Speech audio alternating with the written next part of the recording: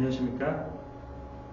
수뇌부의 내신 설명회 2024 내신 설명회를 맡게 될 이진용이라고 합니다. 반갑습니다.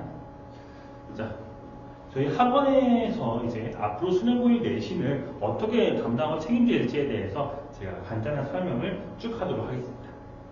먼저 목차부터 보시도록 하겠습니다. 일단 처음에는 저에 대한 간단한 소개를 먼저 시작하고요. 그 다음에는 기출 경향에 대해서 전체적으로 분석한 뒤에 내신 교육까지 말씀드릴 예정입니다. 추가적으로 그 이외에 저희 학원이 어떤 프로그램을 통해서 학생들을 가르치고 이끌어 나갈지에 대해서 전반적으로 이러한 순서로 소개를 해드리도록 하겠습니다.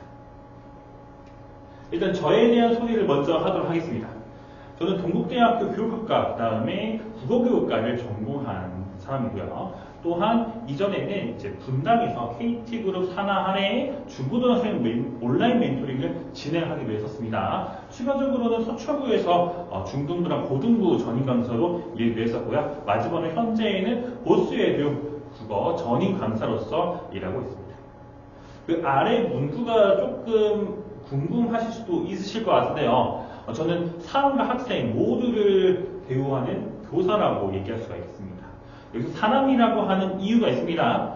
이 개인마다 본인이 가지고 있는 역량이라든지 무언가 학습을 할 때 어떤 내용을 빨아들이는 속도가 서로 다릅니다.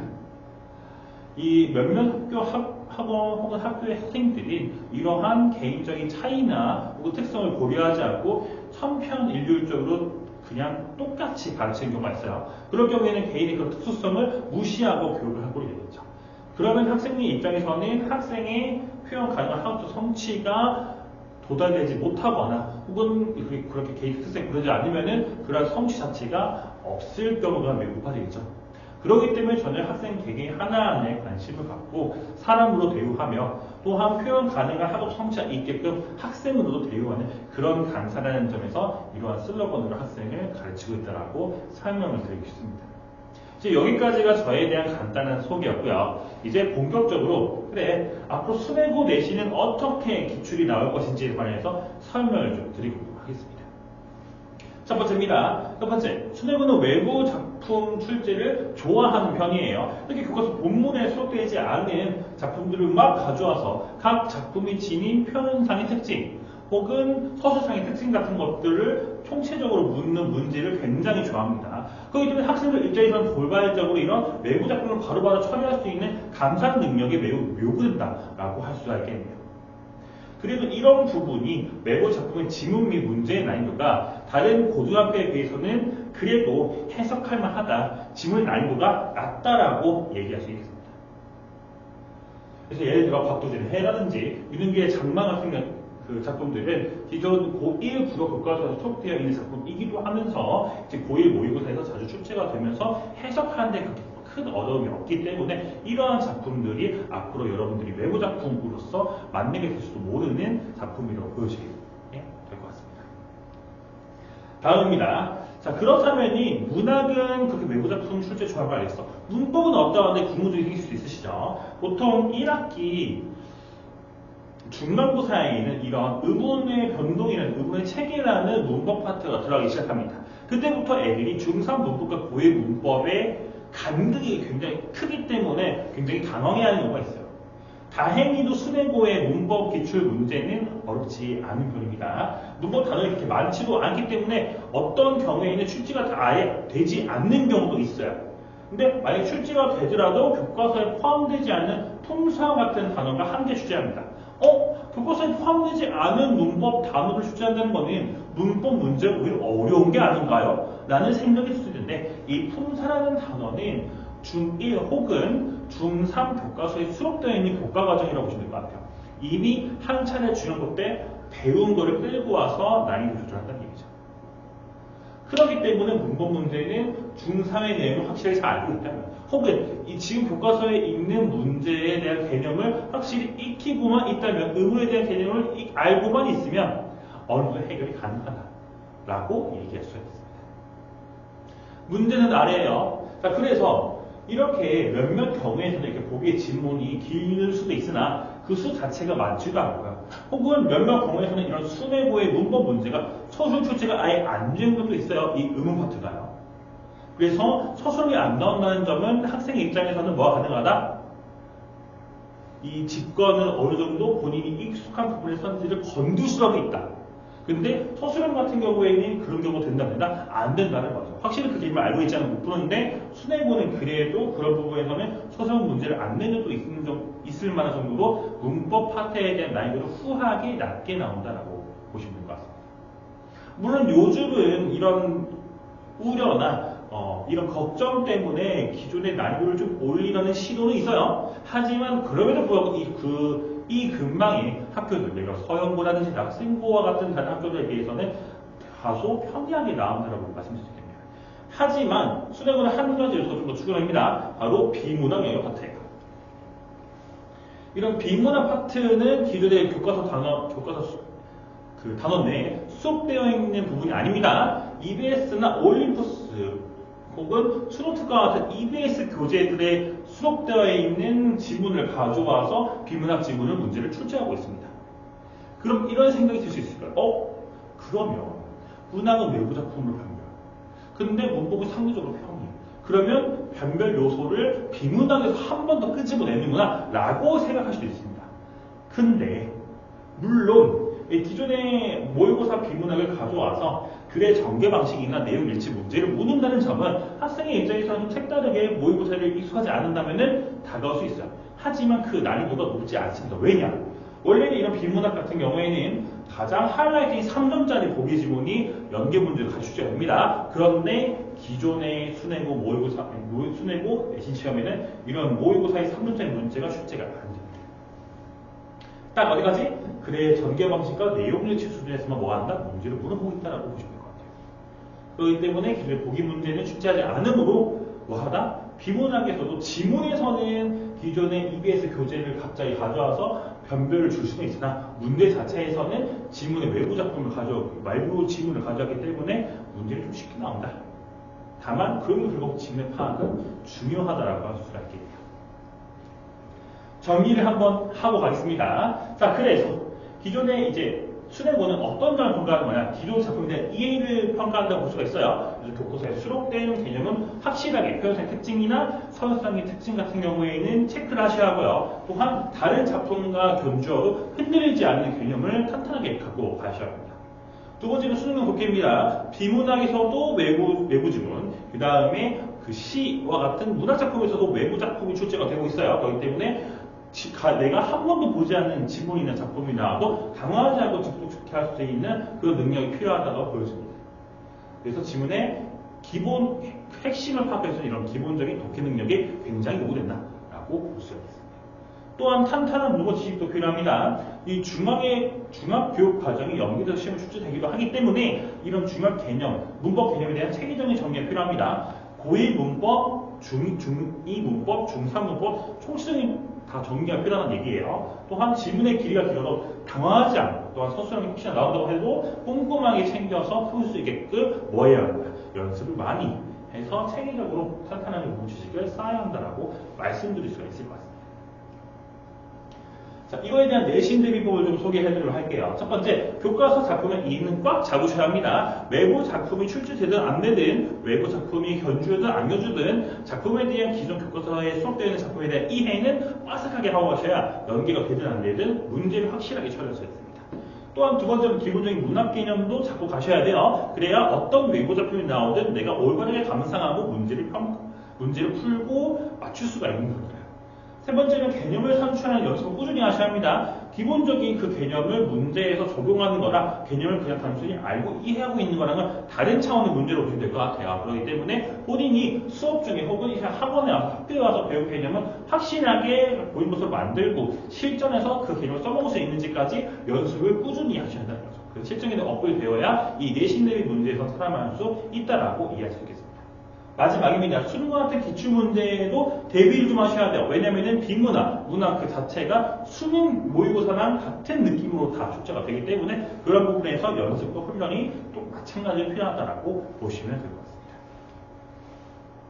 자, 그렇다면 이런 점이 좀 궁금하실 거예요. 그래, 알겠어. 너희 내신 대비 이렇게 분석했다는 거 알겠어. 그러면은 그런 내신을 좀 대비하기 위해서 그런 내신을 헤쳐나올 수 있기 위해서 너희는 어떤 프로그램을 제공할 건데 어떻게 우리를 가르칠 건데 라는 생각을 할 수도 있을 것 같아요. 그래서 그거에 대한 설명을 저는 4스텝으로 좀 정리를 하고자 합니다.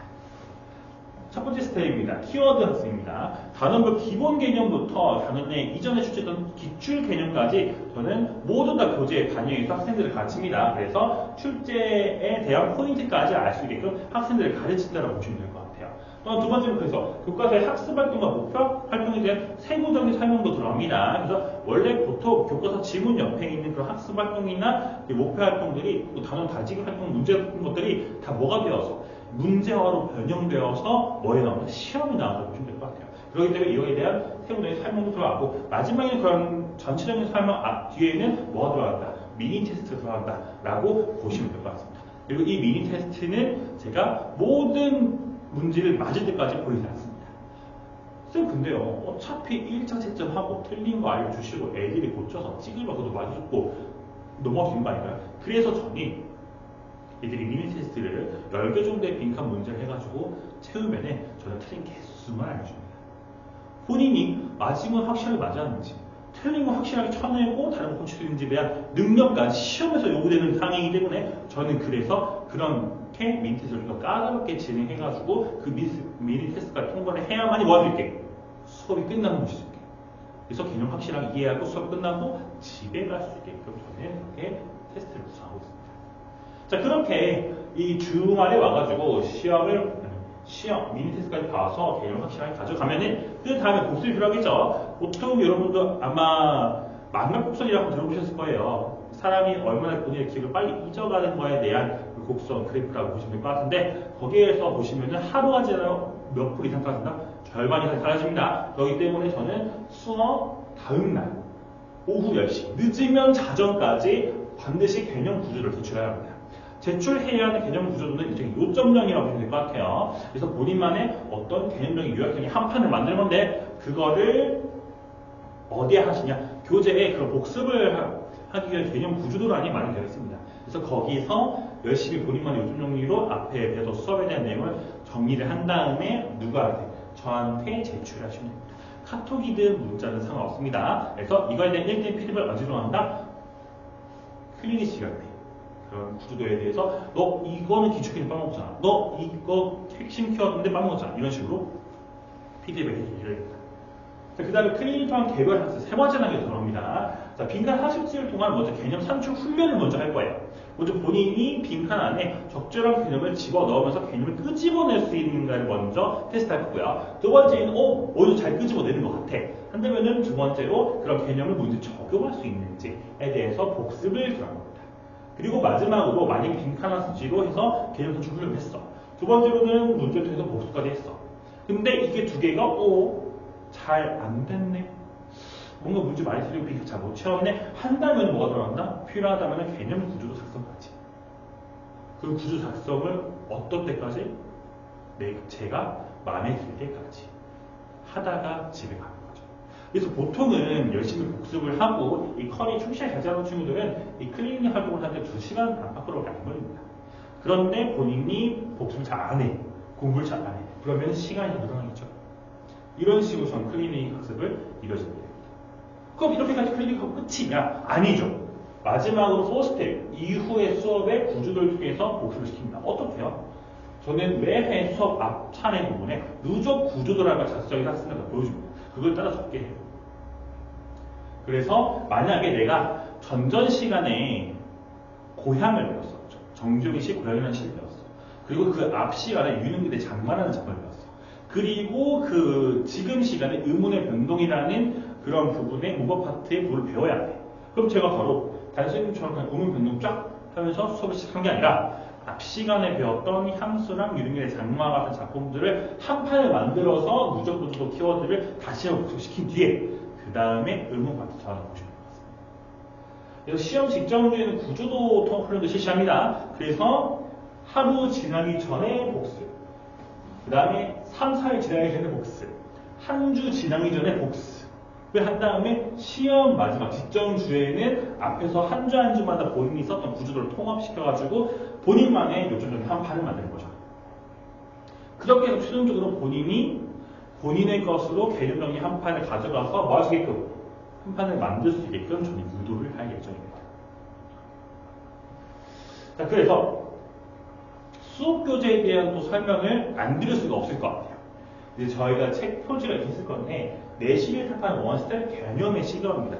내신 교재도 4스텝으로 진행되어 있어요. 기존의 개념 교재, 두 번째 클리닉 교재, 세 번째 외부 작품 학교 프린트 교재, 마지막으로 파이널 직교 교재, 이렇게 4스텝으로 이루어져 있습니다. 그래서 주요 포인트는 세 가지가 좀 될 것 같아요. 그래서 설명하는데 첫 번째는 기출 개념을 어떻게 수록했는지, 그리고 두 번째는 중학 개념.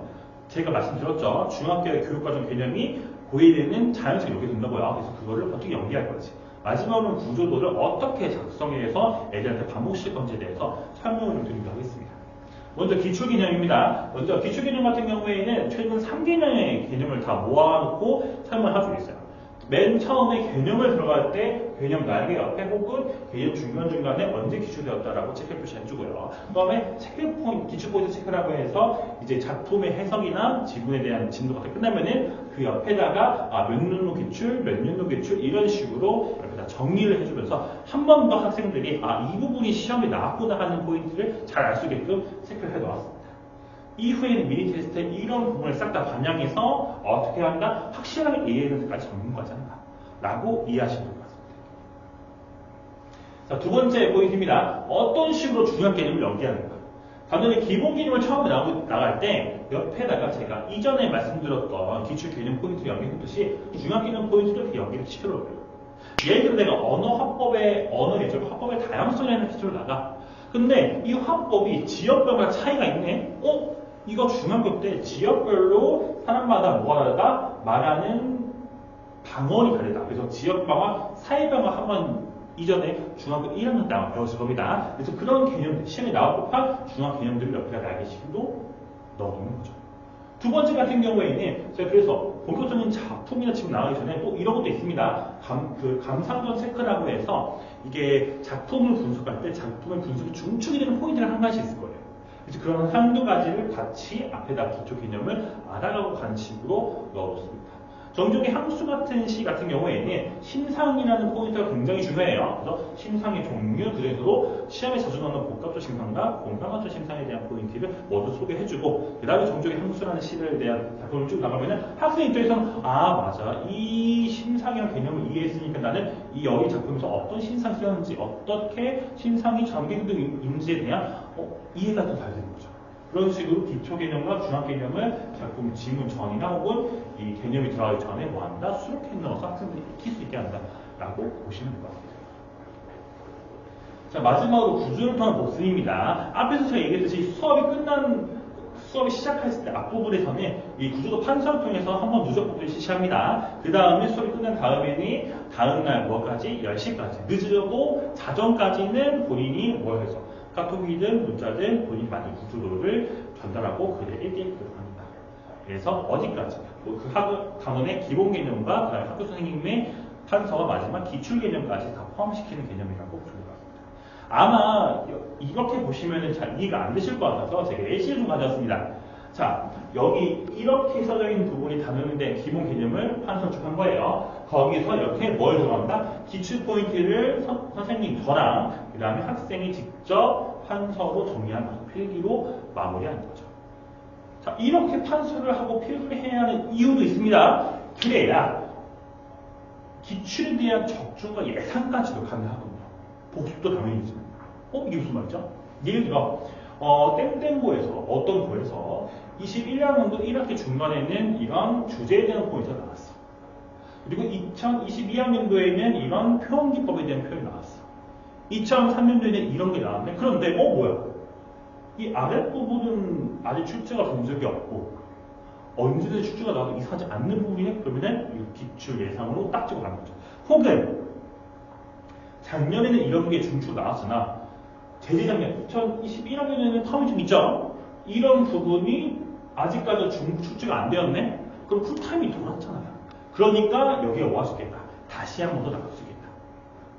라고 이런 식으로 기출 예상을 하면서 뭐 할 수 있다? 개념을 익힐 수가 있는 거죠.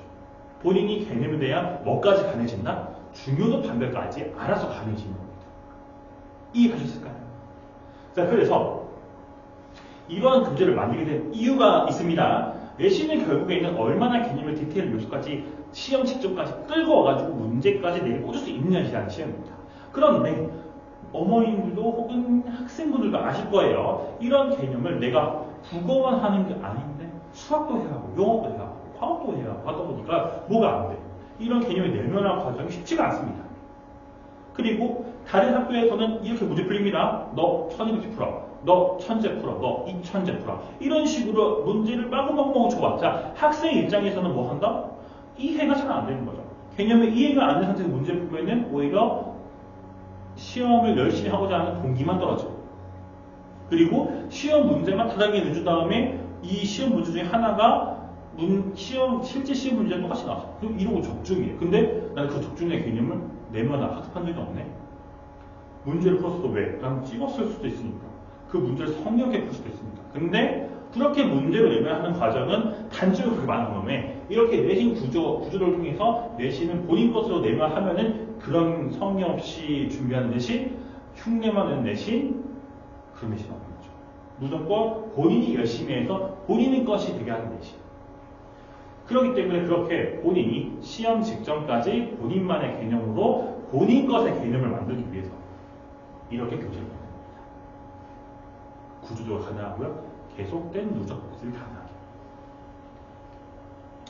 자, 클리닉에 대한 마지막 설명을 하도록 할게요. 자, 그래서 클리닉도 산출, 활용, 보완, 단계적 순서로 이루어집니다. 먼저 개념을 꺼내보는 산출이에요. 그래서 자습서, 지도서, 기출문제에서 요구되어 있는 빈칸에 대한 개념들 싹 모아서 총정리 시킬 거고요. 크게 4단계로 이루어집니다. 다른 상황 같은 경우에는 처음에 빈칸 한 수치를 채우면은 그거에 대해서 그냥 확인 채점만 하고 답지 주고 뿌립니다. 그런데 저는 한번 채우면 1차 채점을 하고 다시 돌려보내서 오답을 확인해요. 고친 다음에 그 다음에 2차 채점을 하고 답지를 배부하면서 답에 대한 본인에 대한 수정이 마지막으로 이루어집니다. 한 번 고칠 수 있는 기회를 준다는 거죠. 두 번째, 기출 변형 문제입니다. 개념을 활용하는 부분이에요. 앞서 개념을 빈칸수치를 꺼내봤으니 그 개념을 문제 적용시킬 수 있는지에 대한 테스트를 한 거겠죠. 그래서 변형 문제를 가지고 앞서 배운 개념을 얼마나 문제 적용할 수 있는지 테스트를 합니다. 그래서 이런 테스트와 빈칸수치 문제가 만약에 원활히 잘 이루어지면 통과. 근데 이런 두 부분이 잘 안 이루어져? 그러면 아래와 같이 개념 구조도 작성 단계까지 들어가서 확실하게 개념에 대한 복습을 마무리하고 뭐한다? 클리닉을 마무리하는 거죠. 이런 식으로 이루어질 때입니다.